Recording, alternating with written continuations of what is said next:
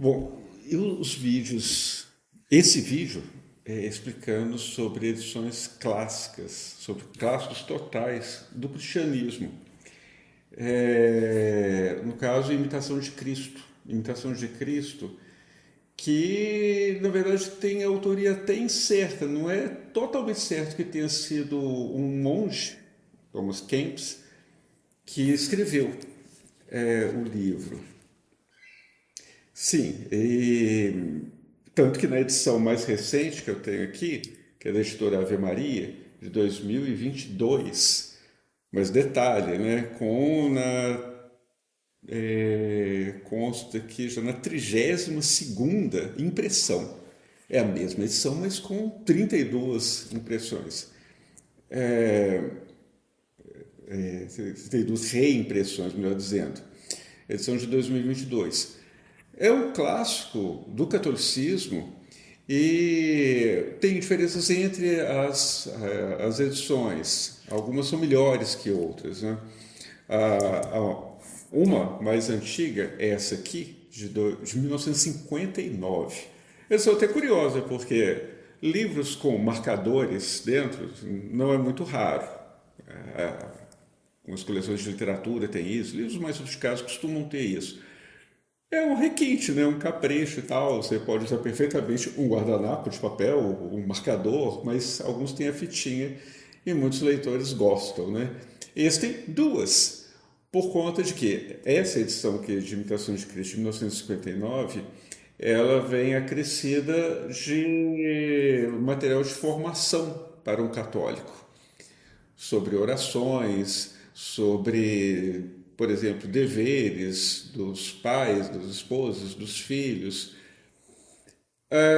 E é muito interessante, de fato, muito interessante. É como se fosse, se você quiser entender bem de doutrina católica, você pode chegar a direito canônico, você pode ler o catecismo da Igreja Católica inteiro, tem as fontes.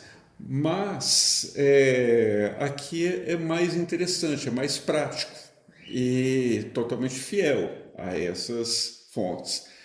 Ah, que você imaginar, inclusive, concílios, cartas pastorais, um vasto material, mas aqui está contido de uma maneira que oriente bem a vida prática de um católico. Talvez de uma forma que os católicos atualmente não estejam, boa parte dos católicos não estejam dispostos a seguir. Por isso talvez ela não entre nessa edição mais recente da editora Ave Maria. Uma outra coisa, e que permaneceu nessa edição de 2022, algumas não. Aí que existe o detalhe, né? Como se diz, né? Muitas vezes os problemas, né? O mal se esconde dos detalhes. Algumas edições não são deturpadas, não é isso. Mas elas não vêm acrescidas ou foram subtraídas a essas edições as reflexões que se seguem a cada capítulo da autoria que nunca consegui descobrir o nome inteiro, né? Um sacerdote, Roquette. O sobrenome dele é Roquette, Padre J. I. Roquette. O J e o I nunca descobri o que vem a ser, mas são reflexões muito boas, excelentes. Nessa edição que também consta, mas muito frequentemente não existem em outras mais. Aliás, é até pouco frequente. Quase que me surpreendi que essa aqui ainda existissem esses comentários.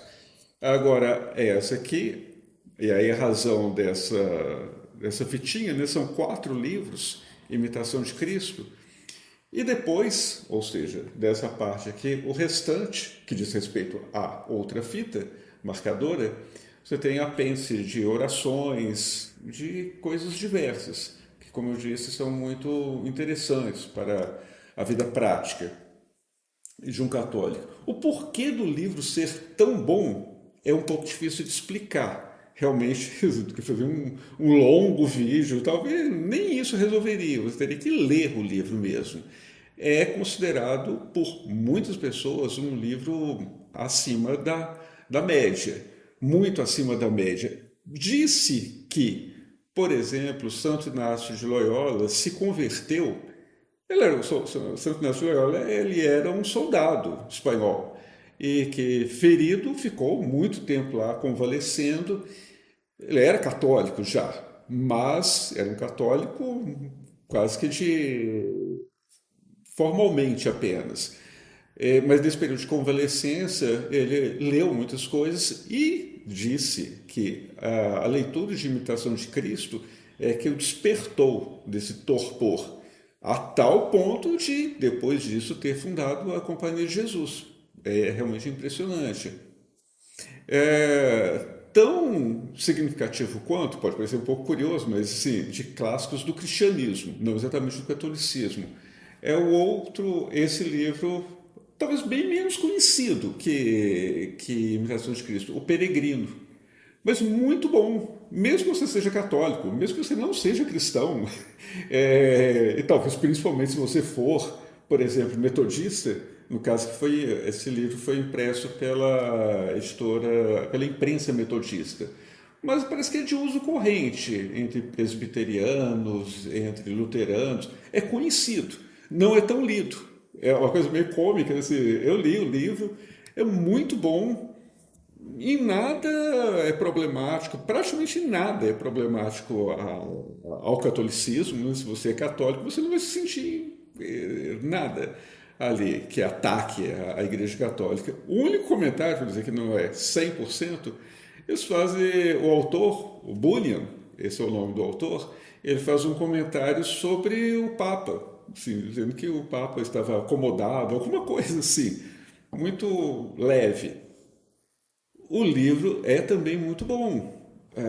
Não é tão fácil de ser encontrado, parece que bem menos o livro. Acho que creio eu que os católicos leem bem mais Imitação de Cristo do que os protestantes históricos leem O Peregrino. E ele é muito divertido, inclusive, porque qual que é a ideia?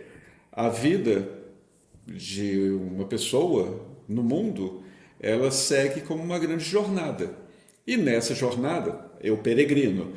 Nessa jornada, o peregrino vai encontrando inúmeras dificuldades. Ele vai encontrando a avareza, a preguiça, a inveja. Esses vícios humanos, esses e muitos outros, eles são personificados no livro. Então, o peregrino que sai da sua casa em busca da salvação, ele vai primeiro encontrar, por exemplo, a descrença. E a descrença é uma pessoa, que no livro é muito engraçado, porque então ele começou a conversar com a descrença explicou para ele que ele podia pegar um atalho, que era o melhor.